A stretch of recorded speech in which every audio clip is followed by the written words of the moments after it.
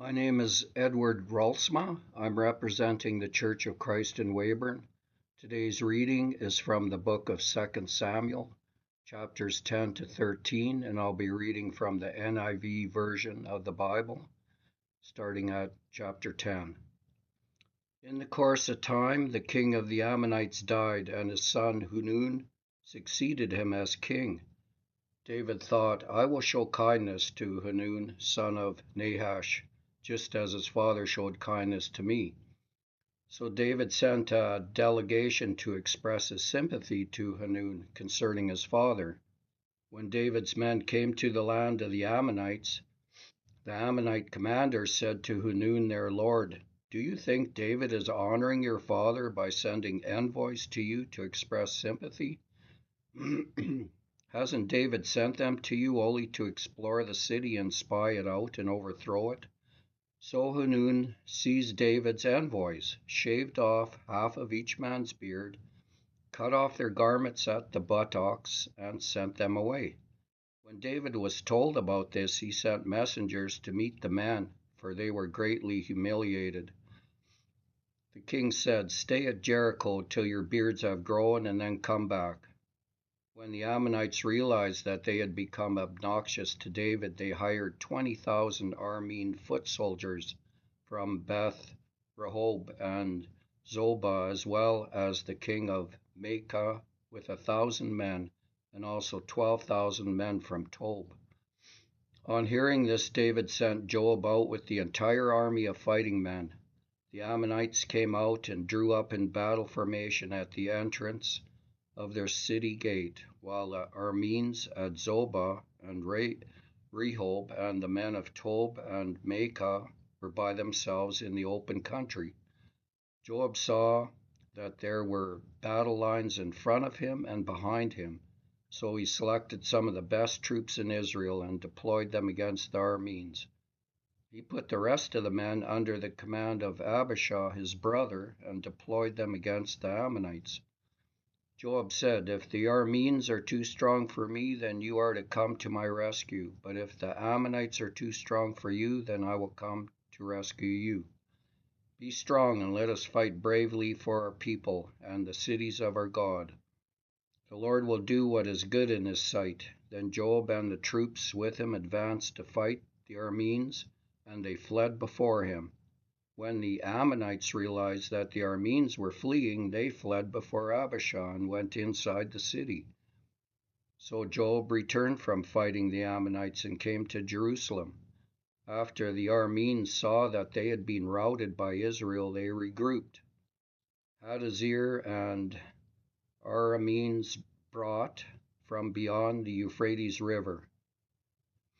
They went to Halim and Shobach, the commander of Hadazer's army, leading them. When David was told of this, he gathered all Israel, crossed the Jordan, and went to Halim. The Arameans formed their battle lines to meet David and fought against him, but they fled before Israel, and David killed 700 of their charioteers and 40,000 of their foot soldiers. He also struck down Shobach, the commander of their army, and he died there. When all the kings who were vassals of Hadazer saw that they had been routed by Israel, they made peace with the Israelites and became subject to them. So the Arameans were afraid to help the Ammonites anymore. 2 Samuel 11. In the spring, at the time when kings go off to war, David sent Joab out with the king's men and the whole Israelite army. They destroyed the Ammonites and besieged Rabbah, but David remained in Jerusalem. One evening David got up from his bed and walked around on the roof of the palace. From the roof he saw a woman bathing. The woman was very beautiful, and David sent someone to find out about her. The man said, She is Bathsheba, the daughter of Elam, the wife of Uriah the Hittite. Then David sent messengers to get her, and she came to him, and he slept with her. Now she was purifying herself from her monthly uncleanness. Then she went back home. The woman conceived and sent word to David, saying, I am pregnant. So David sent this word to Joab, Send me Uriah the Hittite. And Joab sent him to David. When Uriah came to David, David asked him, how Joab was, how the soldiers were, and how the war was going. Then David said to Uriah, "Go down to your house and wash your feet." So Uriah left the palace, and a gift from the king was sent after him. But Uriah slept at the entrance to the palace with all his master's servants and did not go down to his house. David was told Uriah did not go home. So he asked Uriah, "Haven't you just come from a military campaign? Why didn't you go home?" Uriah said to David, "The ark and Israel and Judah are staying in tents, and my commander Joab and my lord's men are camped in the open country. How could I go to my house to eat and drink and make love to my wife? As surely as you live, I will not do such a thing." Then David said to him, "Stay here one more day, and tomorrow I will send you back." So Uriah remained in Jerusalem that day and the next. At David's invitation, he ate and drank with him, and David made him drunk. But in the evening Uriah went out to sleep on his mat among his master's servants. He did not go home. In the morning David wrote a letter to Joab and sent it with Uriah. In it he wrote, "Put Uriah out in front where the fighting is fiercest. Then withdraw from him, so he will be struck down and die." So while Joab had the city under siege, he put Uriah at a place where he knew the strongest defenders were. When the men of the city came out and fought against Joab, some of the men in David's army fell. Moreover, Uriah the Hittite died.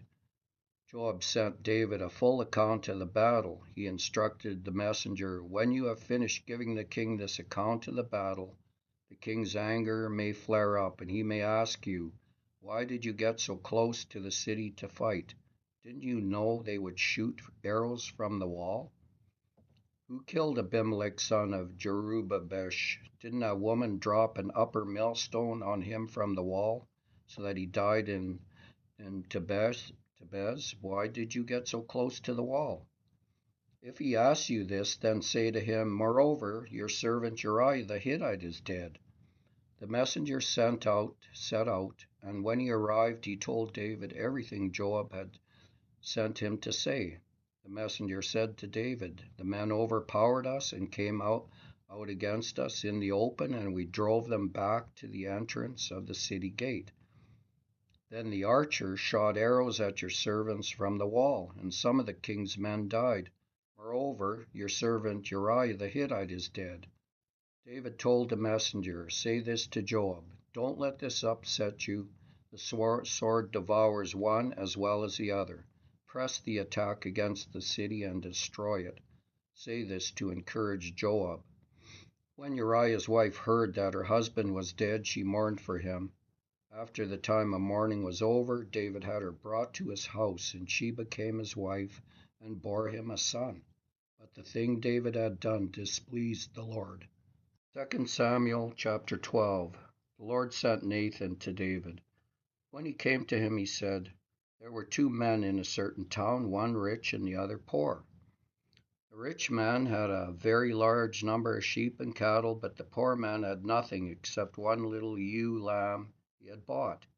He raised it, and it grew up with him and his children. It shared his food and drank from his cup, and even slept in his arms. It was like a daughter to him.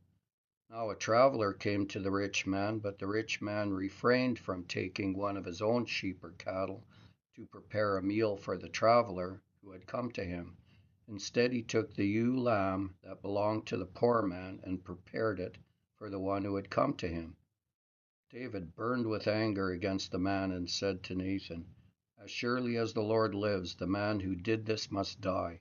He must pay for the lamb 4 times over, because he did such a thing and had no pity." Then Nathan said to David, "You are the man. This is what the Lord, the God of Israel, says. I anointed you king over Israel, and I delivered you from the hand of Saul. I gave your master's house to you and your master's wives into your arms. I gave you all Israel and Judah, and if all this had been too little, I would have given you even more. Why did you despise the word of the Lord by doing what is evil in his eyes? You struck down Uriah the Hittite with the sword and took his wife to be your own. You killed him with the sword of the Ammonites, Amorites. Now therefore the sword will never depart from your house, because you despised me and took the wife of Uriah the Hittite to be your own. This is what the Lord says: out of your own household I am going to bring calamity on you. Before your very eyes I will take your wives and give them to one who is close to you, and he will sleep with your wives in broad daylight. You did it in secret, but I will do this thing in broad daylight before all Israel. Then David said to Nathan, I have sinned against the Lord. Nathan replied, the Lord has taken away your sin. You are not going to die, but because by doing this you have shown utter contempt for the Lord, the son born to you will die. After Nathan had gone home, the Lord struck the child that Uriah's wife had borne to David, and he became ill. David pleaded with God for the child. He fasted and spent the nights lying in sackcloth on the ground. The elders of his household stood beside him to get him up from the ground, but he refused, and he would not eat any food with them. On the seventh day the child died. David's attendants were afraid to tell him that the child was dead, for they thought, while the child was still living, he wouldn't listen to us when we spoke to him. How can we now tell him the child is dead? He may do something desperate. David noticed that his attendants were whispering among themselves, and he realized the child was dead. Is the child dead? He asked. Yes, they replied, he is dead. Then David got up from the ground. After he had washed, put on lotions, and changed his clothes, he went into the house of the Lord and worshipped. Then he went to his own house, and at his request they served him food, and he ate. His attendants asked him, why are you acting this way? While the child was alive, you fasted and wept, but now that the child is dead, you get up and eat. He answered, while the child was still alive, I fasted and wept. I thought, who knows, the Lord may be gracious to me and let the child live. But now that he is dead, why should I go on fasting? Can I bring him back again? I will go to him, but he will not return to me. Then David comforted his wife Bathsheba, and he went to her and made love to her, and she gave birth to a son, and they named him Solomon. The Lord loved him, and because the Lord loved him, he sent word through Nathan the prophet to name him Jedediah. Meanwhile, Joab fought against Rabbah of the Ammonites and captured the royal citadel. Joab then sent messengers to David, saying, I have fought against Rabbah and taken its water supply. Now muster the rest of the troops and besiege the city and capture it. Otherwise I will take the city, and it will be named after me. So David mustered the entire army and went to Rabbah and attacked and captured it. David took the crown from their king's head, and it was placed on his own head. It weighed a talent of gold, and it was set with precious stones. David took a great quantity of plunder from the city and brought out the people who were there, consigning them to labor with saws and with iron picks and axes, and he made them work at brick-making.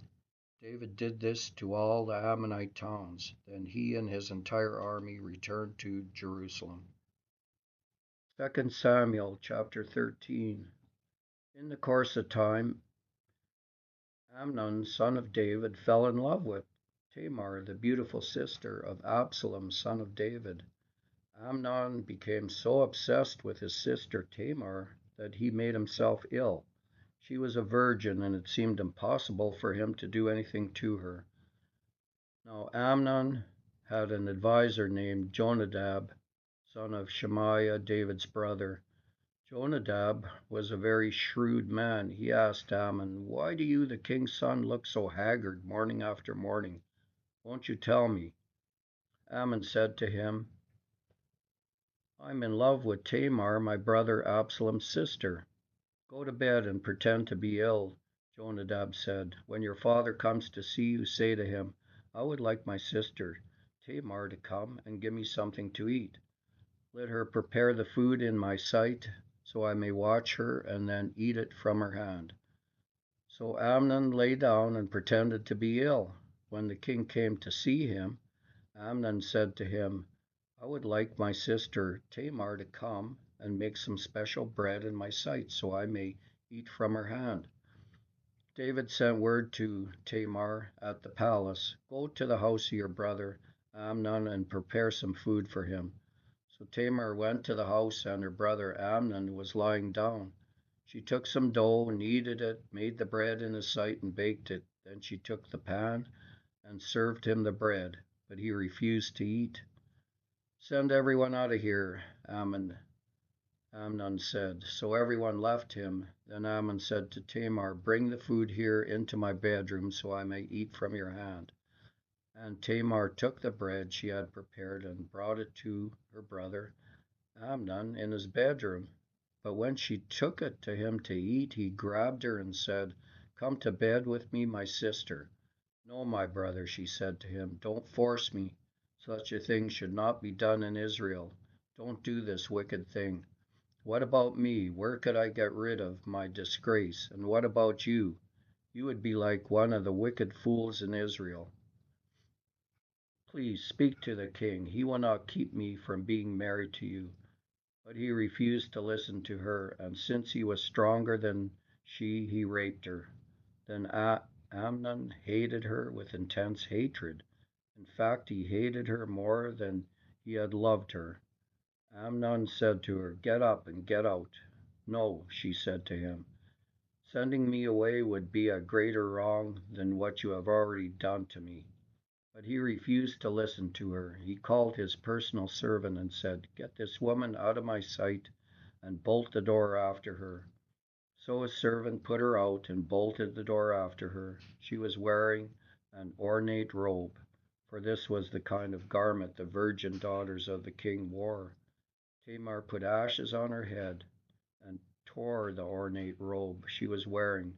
She put her hands on her head and went away, weeping aloud as she went. Her brother Absalom said to her, "Has that Amnon, your brother, been with you?" "Be quiet for now, my sister. He is your brother. Don't take this thing to heart." And Tamar lived in her brother Absalom's house, a desolate woman. Then King David heard all this, and he was furious. And Absalom never said a word to Amnon, neither good or bad. He hated Amnon because he had disgraced his sister Tamar. 2 years later, when Absalom's sheep shearers were at Baal-hazor near the border of Ephraim, he invited all the king's sons to come there. Absalom went to the king and said, "Your servant has had shearers come. Will the king and his attendants please join me?" "No, my son," the king replied. "All of us should not go. We would only be a burden to you." Although Absalom urged him, he still refused to go, but gave him his blessing. Then Absalom said, "If not, please let my brother Amnon come with us." The king asked him, "Why should he go with you?" But Absalom urged him, so he sent with him Amnon and the rest of the king's sons. Absalom ordered his men, "Listen, when Amnon is in high spirits from drinking wine, and I say to you, strike Ammon down and then kill him. Don't be afraid. Haven't I given you this order? Be strong and brave." So Absalom's men did to Ammon what Absalom had ordered. Then all the king's sons got up, mounted their mules, and fled. While they were on their way, the report came to David, "Absalom has struck down all the king's sons. Not one of them is left." The king stood up, tore his clothes, and lay down on the ground, and all his attendants stood by with their clothes torn. Then Jonadab, the son of Shemaiah, David's brother, said, "My lord should not think that they killed all the princes. Only Amnon is dead. This has been Absalom's express intention ever since the day Amnon raped his sister Tamar. My lord the king should not be concerned about the report that all the king's sons are dead. Only Amnon is dead." Meanwhile Absalom had fled. Now the man standing watch looked up and saw many people on the road west of him, coming down the side of the hill. The watchman went and told the king, "I see men in the direction of Hornaman on the side of the hill." Jonadab said to the king, "See, the king's sons have come. It has happened just as your servant said." As he finished speaking, the king's sons came in, wailing loudly. The king, too, and all his attendants wept very bitterly. Absalom fled and went to Talmai son of Ammihud, the king of Geshur. But King David mourned many days for his son. After Absalom fled and went to Geshur, he stayed there 3 years, and King David longed to go to Absalom, for he was consoled concerning Amnon's death. Word of the Lord.